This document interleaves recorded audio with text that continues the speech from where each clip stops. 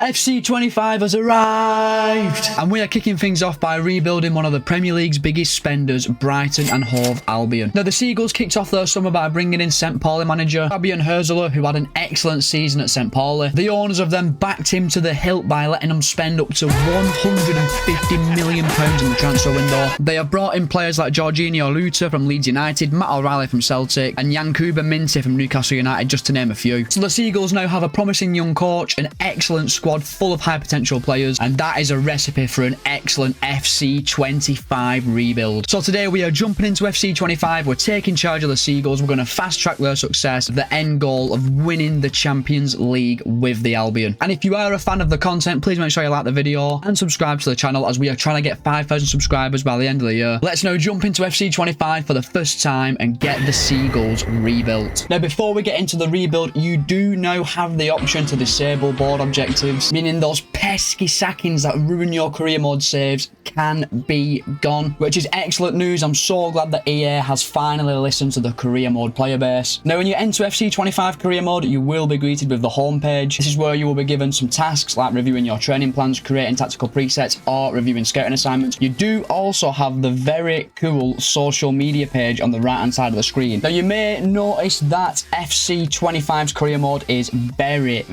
different to FC24's. The main thing they have added to FC25 is this new way that you take charge of your youth academy. Because we are starting off with Brighton, we already have a 5-star scout, we already have good players in our youth academy, and we do have our youth tournaments, which I've never actually looked at before, but we will have a game coming up against Liverpool in the future. But what are we here for today? We're here to rebuild Brighton and Hove Albion, so let's get checking the team. This is how the team looks in season 1, the default team Matty had, and you know what, it does look pretty good on paper, but we're going to go away, make a few changes to the team because there's some real quality players not currently in this starting 11. So after having a play about with the team, this will be the Brighton team that we have built heading into season 1, and as you can see, this team is stacked full of young talent. We have got some insane young players at the club like Yankuba Minteh, just signed from Newcastle at 74 rated and 19 years old, and we have got an absolute beast of a striker in Evan Ferguson, who's 19, 74 rated. We all know how good this guy is in career mode. We've got an excellent goalkeeper, 21-year-old Bart Verbruggen, who's 76 rated. Jorginho Luta, 75 rated, 22-year-old. Simon Adingra, 22-year-old, 76 rated. This team is actually outstanding on paper, boys, and you know what? I am really looking forward to seeing some of these players develop at Brighton. Now, there'll be no signings in season 1 as Brighton have just spent 150 million in real life, and for the first half of FC25, the first summer transfer window will always be disabled. So now we are heading into our all new tactic system, which has been implemented in FC25. As you can see, we are playing the 4-4-1-1 formation with an attacking midfielder and one striker, as I think Evan Ferguson is the perfect lone striker. Our build-up style will be short passing, as we're using the tiki-taka tactical preset. We're going to keep the defensive approach balanced. I don't want the team to drop back too deep. I don't want the team to press up too forward. Now, if we head over to player roles, this is a whole new thing added in FC25. Now, if you have played Football Manager before in the past, you probably will be a little bit more familiar with the terminology. So we have gone through the entire team, sorted out everyone's player roles. For example, Evan Ferguson is the spearhead of our attack. We can have him as an advanced forward. We can have him as a target forward, false 9, poacher. So there's plenty of ways you can get the best out of your players. For example, I'm going to have Evan Ferguson as a target forward, as he's a big, strong lad. He's got quite a bit of physicality about him, and he will then link up with players like Ruta, Mitoma, and Minteh. Now, as Evan Ferguson is a target forward, we are going to play Jorginho Ruta behind him as a shadow striker. This means while Evan Ferguson is holding the ball up for us, Jorginho Ruta will make runs in behind, and hopefully we will see Ferguson getting a lot of assists and Ruta getting a lot of goals. Now, for our centre midfielders, O'Reilly will play as a playmaker, as he's very good going forward, whereas Wyfoot will sit a little bit deeper as he's better at defending. We've got Lamptey set as an attacking wing back. He's going to get up his wing and give Minteh some support in attacks, whereas Kadioglu on the other side will be a little bit more balanced, and he will also push into midfield to cover O'Reilly when he gets forward, and that is how the team will look going into season 1. Now, not that it matters in season 1, as we won't be making any signings, but we do actually have a £58 million transfer budget. So now that we're introduced to FC25 career mode, we've made our tactic with Brighton, choose our starting 11. We are now going to simulate forward straight through to the end of season 1. And at the end of the season, I want to see Brighton in a respectable position in the Premier League. I also want to see some real good growth from some of our wonder kids. So we have arrived at the end of season 1, and we have actually achieved the 7th place finish with Brighton, which is really good going. We only lost 9 of our 38 games this season, finishing on 59 points. 5 points off a Europa League place, which I think is a really good first season as Brighton manager. But our performance in the FA Cup was not good going, as we were knocked out in the 3rd round. To be fair, we had a very difficult first tie, but I would have definitely liked to go a little bit further in the competition this season. Now, while simulating through the season, I did actually notice something about developing your players. So take Julio Enciso, for example. He can play centre attacking midfielder, left mid, right mid. You can actually develop his skills to suit one of them positions. So we can train him as a cam,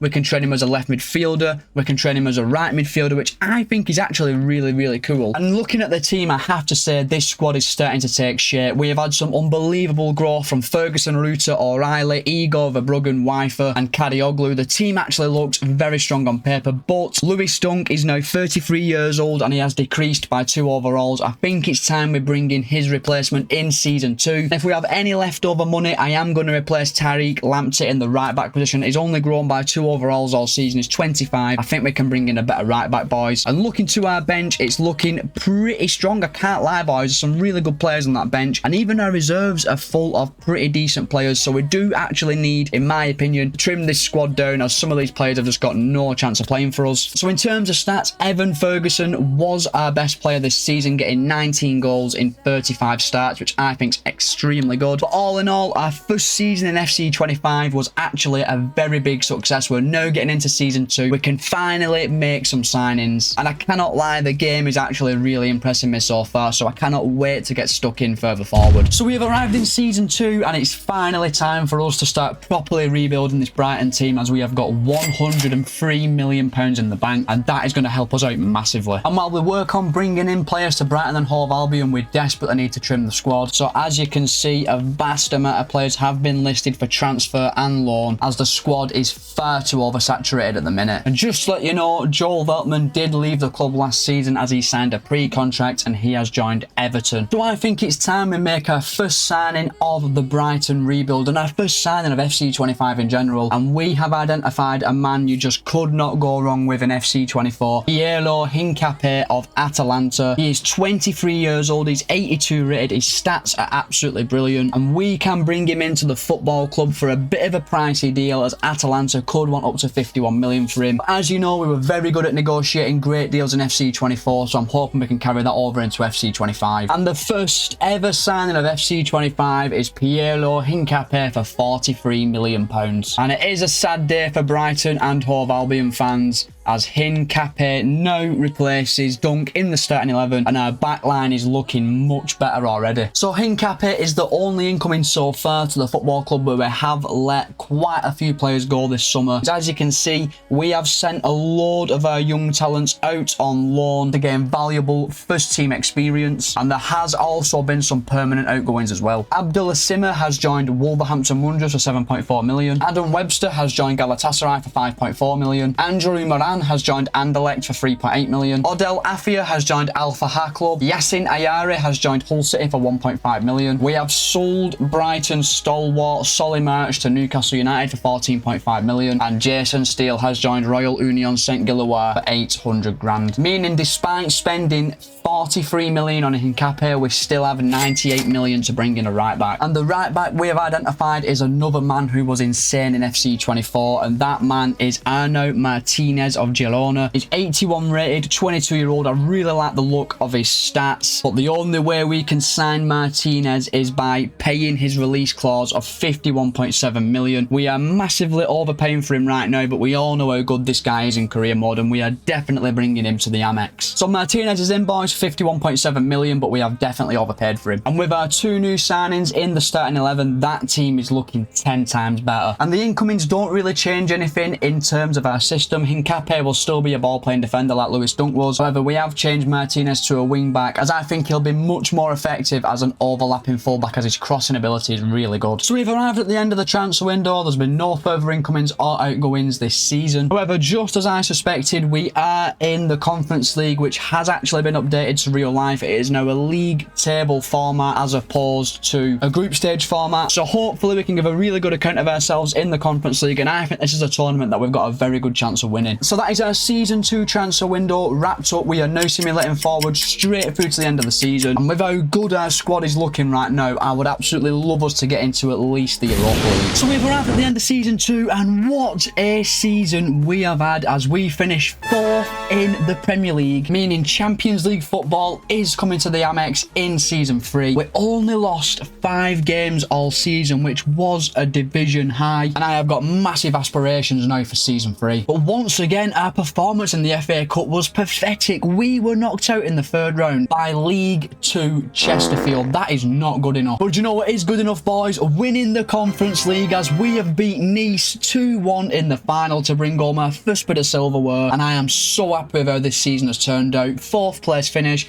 Europa Conference League trophy. Get in there, boys. So this is how the team is looking at the end of season 3, and I have to say this team looks incredible. We have got some world-class players now in our starting 11, like O'Reilly and Wifer in centre midfield. Ruta, Kadioglu and Martinez all excellent, and so is Hincapié. Our bench is also stacked full of young talent. The team is actually so good at the moment, boys, but there are going to be some changes in season 3. I do think we need a new right midfielder to replace Andingra and a centre-back to replace Igor to get us to a very strong competitive side in the Champions League. And with players like Andingra and Igor dropping to our bench, it also makes our bench stronger, as in season 3 I'm not really looking to sell too many players.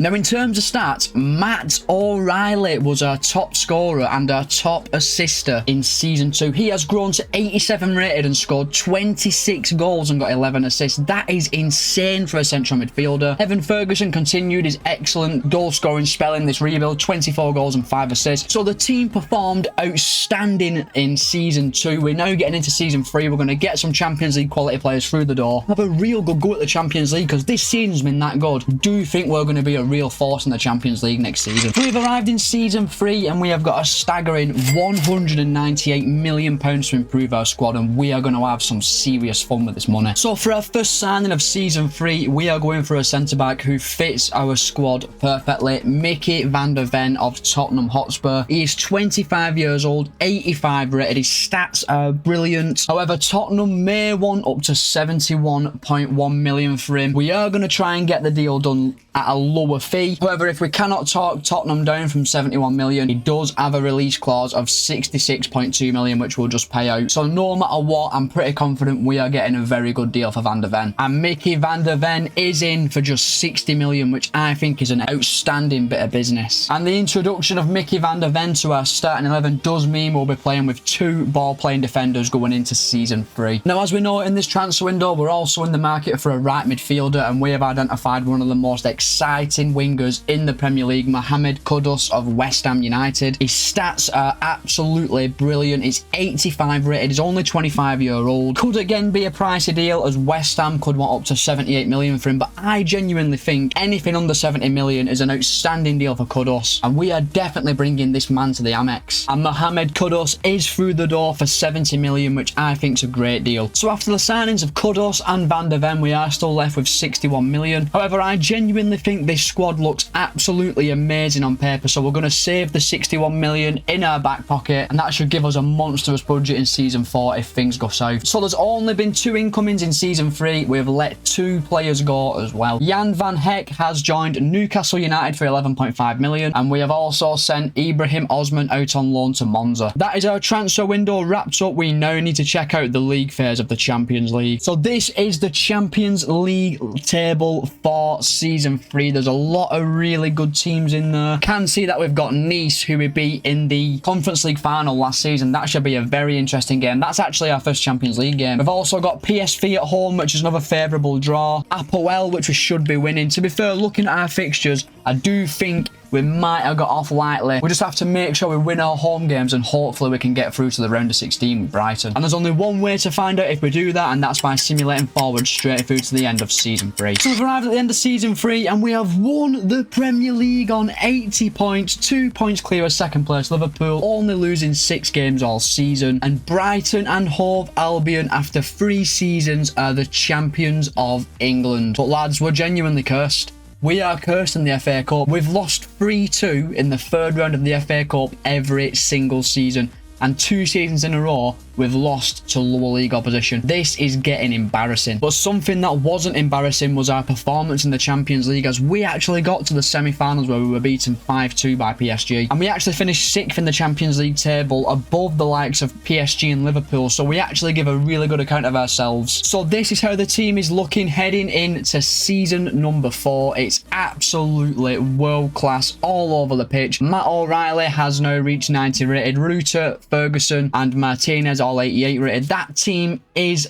definitely good enough to get to a Champions League final. I do think we are missing one final ingredient in that team, and I think if we could bring in another central midfielder who's around the same overall as O'Reilly, maybe 88, 89 rated, next season could be the season where we get to the Champions League final. Now, in terms of stats, once again, Matt O'Reilly was our best player, getting 26 goals and 12 assists. That is insane. Over 50 goals in his last 2 seasons for O'Reilly from central midfield. The team is just full of players who can affect the top end of the pitch, scoring and assisting. Just think we need to find a midfield partner for O'Reilly and we can get to the Champions League final. So we have arrived in season 4 and we have got £242 million to play with this summer, and that is just an absolute staggering amount of money. Now, when it comes to me, if the board give me a massive transfer budget, trust me, I am making the most of it. And this next player I've identified to bring to Brighton definitely backs up that statement, as we are going to go in for Eduardo Camavinga of Real Madrid. He is 90 rated, 24-year-old. His stats are absolutely off the charts. Now, when it comes to the financial side of the deal, he's worth 116 million. He's got a 300 million release clause, which we're never paying. However, our scouts seem to think that Madrid will be happy with anywhere between 154 and 123 million. It doesn't really matter because we've got more than enough money to get this deal over the line and have some loose change rolling around afterwards. I would love nothing more than to bring Camavinga to the Amex this season, and that would give us a great chance of winning the Champions League. And Don Carlo did drive a hard bargain. We have got Camavinga for 141 million. And just look at the absolute state of that Brighton team now I've put Camavinga in it. This team is absolutely insane on paper, and even our bench is looking absolutely stacked as well. So because Camavinga's stats are so good, every single stat above 80 rated, we are going to change his role in the team to a box-to-box midfielder. He can get forward and join in the attack. He can get back and defend our box. Camavinga is the perfect signing for us, and I'm so excited to see how this team gets on in season 4. And after the signing of Camavinga, we do still have 86 million in the bank, but the team's that good on paper. Don't really want to bring anyone else in. I want to use the players who've got us this far, and I think I'd just genuinely be spending 86 million for the sake of spending 86 million. So we kicked off our season with a Community Shield tie against Tottenham, and it did not go well at all, boys. We lost 4-1 on penalties, with Camavinga missing a penalty, which is not a good start to his Brighton career. And we have made one sale in this transfer window. Pervis Estepinian has joined Real Sociedad for 43.5 million. Now, all that's left to do before we simulate to the end of the season is check who is in the Champions League table. So the Champions League table is looking much harder than last season. A lot of real quality sides in there. I am hoping that we can get through this league table and even go as far as the final this season. We will kick things off with a game against Milan, I think that is. Who is our next game? Looking through, we'll then play Barcelona, so we've got a really difficult start. But wow, we are going to have to be really on it in this Champions League campaign. Let's simulate forward to the end of season 4, and hopefully come the end of the season we are in that Champions League final. So we have arrived at the end of season 4 and we have gone back to back in the Premier League, winning the league title on 87 points, 9 points clear of second place Manchester City, only losing 3 games all season.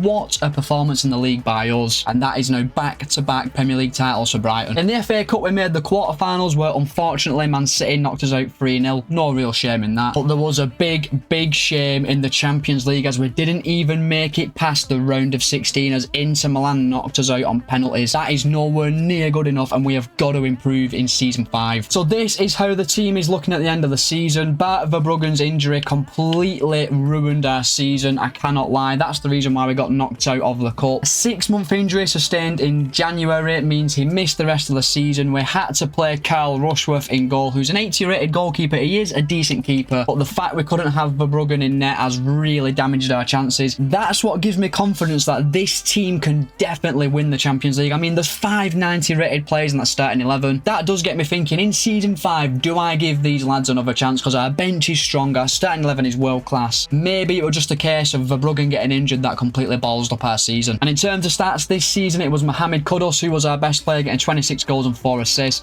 O'Reilly, Ferguson, Matoma, Ruta and Pedro all getting double figures in goals as well, which is really good to see. We just need to make sure we're better next season. Let's now get into season 5, decide if we want to bring any players in and try to get to a Champions League final, for God's sake. We've arrived in season 5 and lads, I have been thinking about it off camera. This season I'm going to do something that I never ever normally do. We're actually not going to sign anyone in season 5. I think our team just got very unlucky with Verbruggen's injury last season. So this squad of players has got one more chance this season to win us a Champions League trophy. If we don't win it in season 5, we are making wholesale changes in season 6. So we kick off our season with a Community Shield victory, beating Man City 1-0 in the final to lift the Community Shield, and it was Matt O'Reilly once again with the winning goal. So as there's been no incomings this season, there's also been no outgoings. We haven't let anyone leave the football club. The Champions League table is once again looking full of the best clubs in the world, as we expect it to be. I'm really hoping we can get past the round of 16 this time. We do kick off our campaign with a game against AEK Athens, which is a pretty decent tie for us. We will then follow that up with a second game.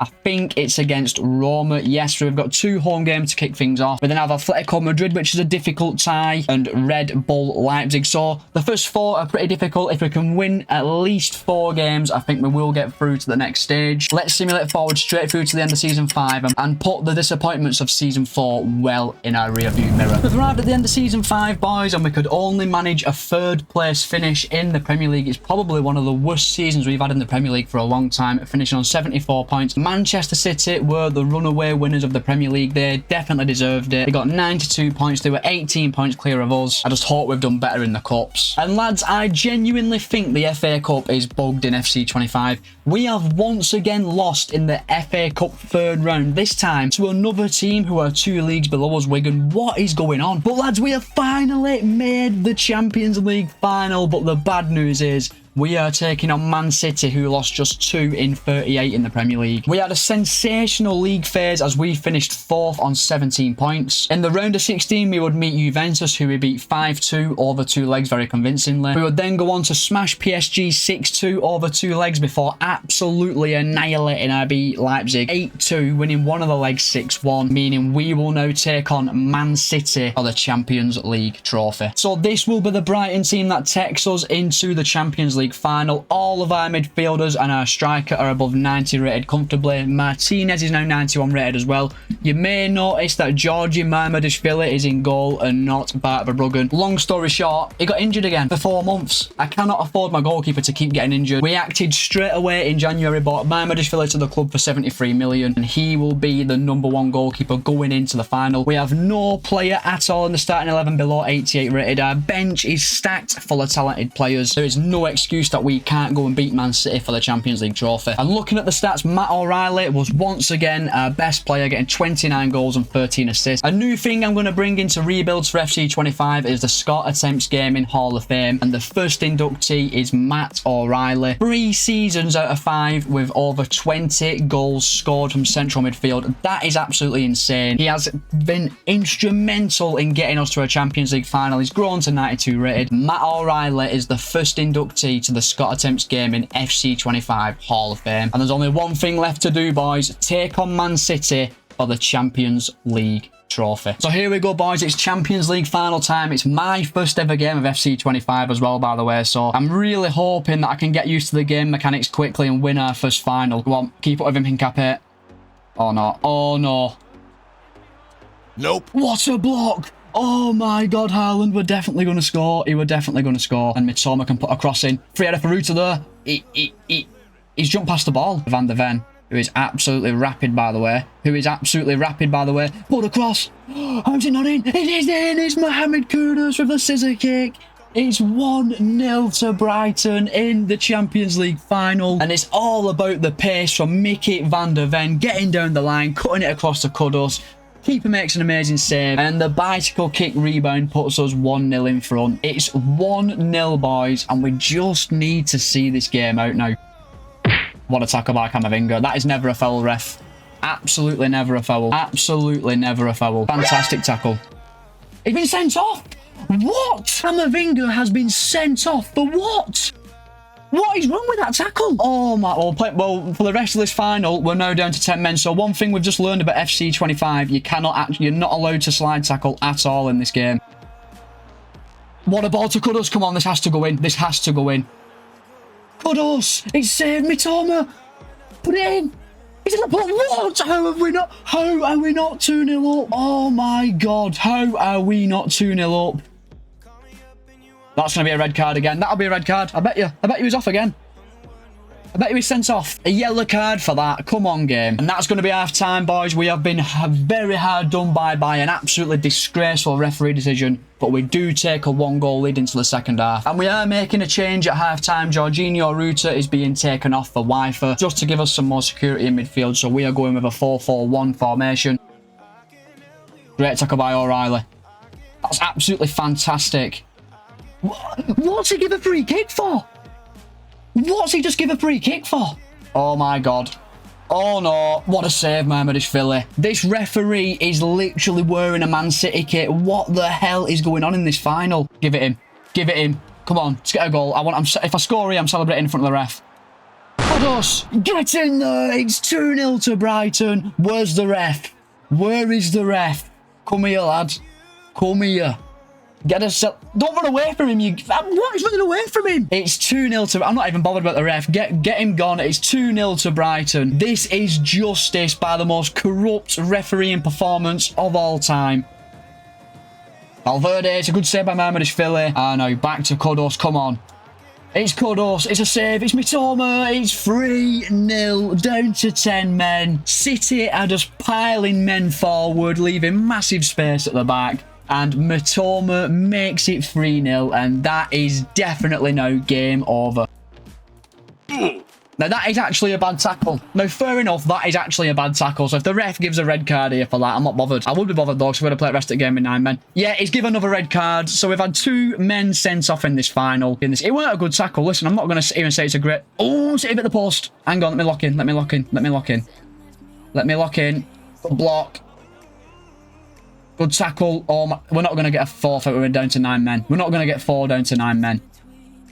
We are never going to score again when we're down to 9 men. We're not. Right, we weren't. Right, Kudus. What a turn by Ferguson. Oh my God, that is insane. Nah, we're going to get a fourth. I'm going to sweat it. Ferguson, Mitoma, 4-0, down to 9 men. That's all we need. We only need 9 men, boys, and we're 4-0 up in this final. Wifer. They've got so many men forward. Go on, Ferguson. A little bit of skill here. Oh my God, Ferguson. Can we make it 5? Oh, we're going to make it 5. I don't even care. It's 5-0. It's 5-0. It is 5-0. This is hitting different, boys. I can't lie. 5-0 in the Champions League final. Down to 9 men. The first ever time on YouTube we have gone down to 9 men in a final. And we win 5-0. 2 sweaty goals, but they all count, boys. Champions League is coming back to Brighton. And there is the full-time whistle, boys. For the first time in FC25, we have won the Champions League with Brighton against 12 men with only 9 players finishing the game for us. Man City made the ultimate mistake by pushing every single man forward. I know we were down to 10 men and they were 1-0 down, but what a mistake that were. Matt O'Reilly will lift the trophy, Mr. Consistent, our Hall of Famer, and Brighton are the champions of Europe, and that is another rebuild successfully boxed off. So I just want to say a massive thank you for watching the video, boys. If you are new, please make sure you subscribe to the channel, as it does help me out. We're trying to get 5k by the end of the year. And if you did enjoy the video, please make sure you leave a like, as it really does help me out. And I will see you next week for another FC25 rebuild.